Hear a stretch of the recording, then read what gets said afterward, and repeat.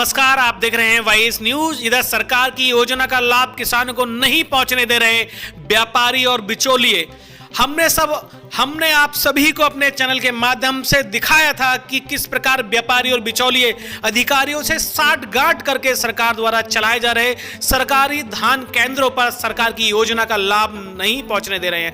हमारे द्वारा चलाई गई खबर को देखकर कई पीड़ित किसानों ने हमसे संपर्क किया। जब ग्राउंड जीरो पर जाकर किसानों से संपर्क किया गया तब हमारे सामने चौंकाने वाले तथ्य उजागर हुए, जिसमें हमने पाया कि धान केंद्रों पर एक सोची समझी नीति के तहत जिसमें जहां विपक्ष किसानों की हमदर्दी दिखा रहा है तो वहीं उनके लोग धान केंद्रों के प्रभारियों से मिलकर किसानों का हक भी मार रहे हैं।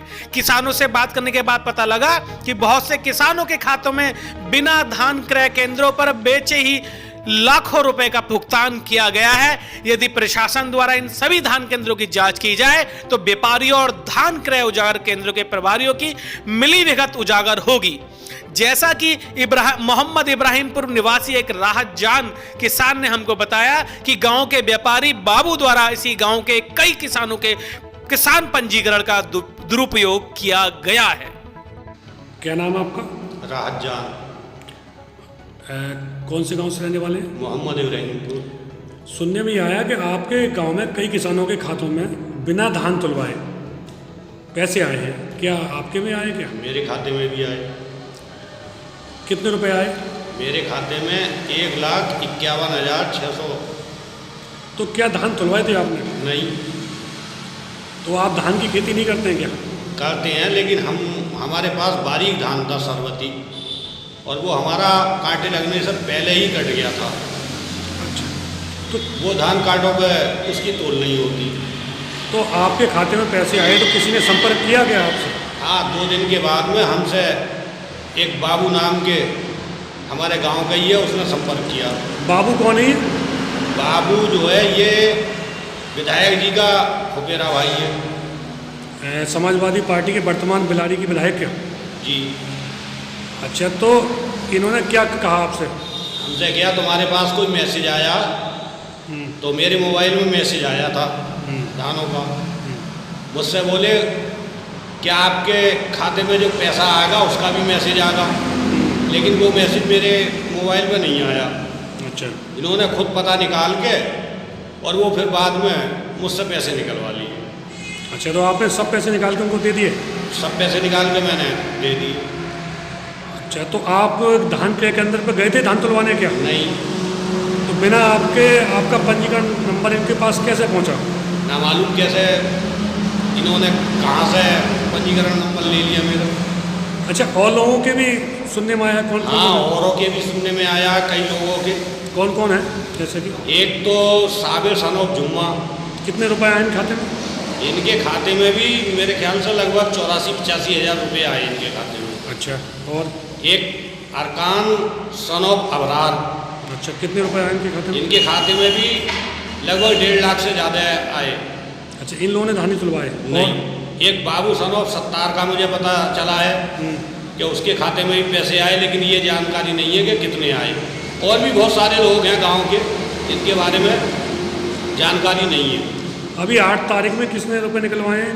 ये दिसंबर को 8 तारीख में साबिर ने निकलवा के दिए हैं बाबू के लिए पैसे। अच्छा, तो ये बाबू क्या काम करते हैं? ये बाबू का काम यही है कि गांव से 1200 में 1150 में धान खरीदे और इनकी। तो देखा आपने, इससे यह साफ जाहिर होता है कि धान केंद्रों द्वारा बार बार एक ही व्यक्ति को टोकन कैसे उपलब्ध कराए गए, जबकि बिलारी क्षेत्र के देवरी, विजयपुर और बिलारी सोसाइटी में स्थापित धान क्रय केंद्रों पर एक ही व्यक्ति द्वारा विभिन्न किसानों के नाम पर धान बड़ी मात्रा में बेचे गए हैं और उनका भुगतान भी समय से कर दिया गया, जबकि कई किसानों द्वारा 20 से 25 दिन पहले धान बेचने के बाद भी ना तो उनके मोबाइल पर कोई मैसेज आ गया है और ना ही अभी तक कोई भी भुगतान किया गया है। क्या नाम है आपका? मेरा नाम हरिओम सिंह है। कौन से गांव रहते हैं आप? पीपली। धान आपने बेचे थे क्या? हाँ, धान बेचे थे, करीब 25-26 दिन हो गए। कहाँ पे आपका धान क्रय केंद्र? धान केंद्र विजयपुर है। कौन है वहाँ प्रभारी? अमरपुर, वो अमरपाल जी। से यहाँ अच्छा, आपके खाते में पैसा पहुंचा क्या? नहीं, अभी कोई पैसा नहीं है ना, कोई मैसेज आया है। मैसेज ही नहीं आया आपके? नहीं, कुछ नहीं आया। लगभग कितने दिन हो गए आपको? 25-26 दिन के आसपास हो गए। अच्छा, उनसे संपर्क किया, क्या कहते हैं वो? संपर्क कह रहे हैं, बोले साहब आ जाएगा मैसेज, अभी जो थोड़ी देर ही है, कागज़ वागज थोड़ी तैयारी हो रहे हैं, बोले धान आपके पहुँच तुल गए हैं और मैसेज अभी आ जाएगा, रुक के थोड़ा इंतजार करो।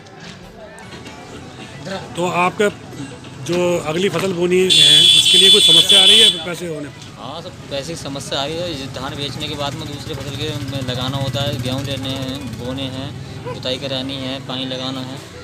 जब पैसा नहीं होगा तो ये समस्या तो आएगी आगे। ये क्या दिन की ट्रॉली खड़ी है बाबा यहाँ पे? 15 दिन है गए हुकम्बर। यहाँ खड़े हुए? हाँ धान नहीं तोले आपके? ना, तो ये तो खुले में है, बारिश वारिश आ गई, धान भी खराब हो सकते हैं यहाँ पे। ना खुले में पन्नी डाल रखी है आपने? हाँ, पन्नी डाल आपने इंतजाम कर रखा पन्नी हाँ, वगैरह? पन्नी बात इंतजाम कर रहा हूँ। इसके बेचने के लिए पंजीकरण करा लिया किसानों का आपने? हाँ, पंजीकरण करा ला हुआ है। और क्रय केंद्र वाले क्या कर रहे हैं आपसे? नो कहते हैं कि आज बारदान ना आएगा, तोलना आएगा, सावना है। कौन कौन से धान क्रय केंद्र पे गए आप? विजयपुर और देवरी। देवरी में मना कर दिया आपसे तोलने को? मना ना करिए हाँ। कि तोलना है हो रही है। तोलना हो रही है? हाँ, कब के लिए कह दिया आपसे? अब तो न मालूम कब खुलेगी नहीं तोल। नहीं, तोल तो हो रही है जैसे जगह वहाँ, तोल तो चल रही है वहाँ पे, दिन रात तोल चल रही है। तोल तो डेली करा रहे हैं, रोज तोल रही हो रही है, तो आप क्यों नहीं लेके आ रहे हैं? अब मैंने कर दिए साहब, कैसे लेके जाए जब तोलेंगे ही ना तो। मेरा नाम सुदीप कुमार है। अच्छा, कौन से गांव रहते हैं आप? कहाँ के? खासेपुर। धान को लेकर आपकी क्या समस्या है? समस्या बहुत है, ये करीब 25 दिन है गए और कोई ना मैसेज आया ना कुछ आया अभी। अच्छा, पंजीकरण करा रखा आपने क्या? हाँ, पंजीकरण करा दिया। किसके नाम से? पापा के नाम से। अच्छा, तो कहाँ धान तोला था आपने? विजयपुर। कौन है वहाँ इंचार्ज? अमरपाल सिंह। तो आप आपका पैसा पहुँचा खाते में? नहीं नहीं पहुँचा है। मैसेज आया है कोई? धान नहीं आया है मैसेज भी नहीं आया अभी तक ना।